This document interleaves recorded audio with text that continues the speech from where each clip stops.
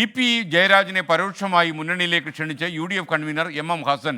യു.ഡി.എഫിലേക്ക് ഇ.പി. ജയരാജനെ ക്ഷണിക്കുമോ എന്ന ചോദ്യത്തിന് ഇ.പി. അല്ല ഏത് പി.പി. വന്നാലും യു.ഡി.എഫ് ആലോചിക്കില്ലേ എന്നായിരുന്നു MM. ഹസൻ്റെ മറുചോദ്യം.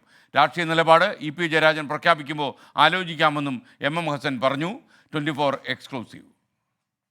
UDF convener MM. Hassan 24-നോടൊപ്പം ചേരുകയാണ്. ഇപ്പോൾ ഇ.പി. ജയരാജൻ്റെ ആത്മകഥ, അതുമായി ബന്ധപ്പെട്ട വലിയ വിവാദങ്ങളാണ് നടക്കുന്നത്. അങ്ങ് ശ്രദ്ധിച്ചിരുന്നോ?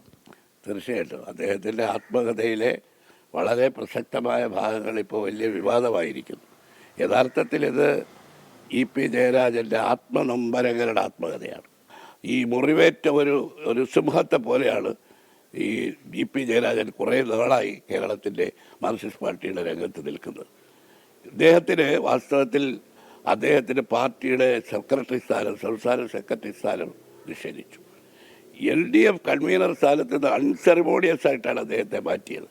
ഇതെല്ലാം അദ്ദേഹത്തിൻ്റെ മനസ്സിലേൽപ്പിച്ച മോറലുകളാണ്. അതുകൊണ്ടാണ് ഞാൻ പറഞ്ഞത് മുറിവേറ്റ ഒരു സിംഹത്തെ പോലെയാണ്. അദ്ദേഹത്തെ ഏതെങ്കിലും ഘട്ടത്തിൽ യുഡിഎഫിലേക്ക് മറ്റോ ക്ഷണിക്കാൻ ആലോചനയുണ്ടോ? അത് രണ്ടാമത്തെ കാര്യം. അദ്ദേഹത്തോട് കാണിച്ച അനീതിയാണെന്ന് UDF കൺവീനറായി ഞാൻ നേരത്തെയും പറഞ്ഞു.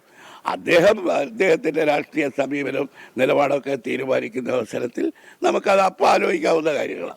വന്നാൽ സ്വീകരിക്കാൻ തയ്യാറാണ്. അല്ല, EP അല്ല, ഏത് PP വന്നാലും നമ്മളെ സംബന്ധിച്ചിടത്തോളം മാർക്സിസ്റ്റ് പാർട്ടിയിൽ നിന്നൊരാൾ അവിടുത്തെ പിണറായി സർക്കാരിൻ്റെ അഴിമതിക്ക്, ദുർഭരണത്തിനെതിരായി, അതുപോലെ തന്നെ മാർക്സിസ്റ്റ് പാർട്ടിക്കകത്ത് നടക്കുന്ന ഏകാധിപത്യത്തിനെതിരായി പൊതുവായ അഭിപ്രായം പറഞ്ഞ് പുറത്തു വന്നാൽ നമ്മളത് ആലോചിക്കില്ലേ?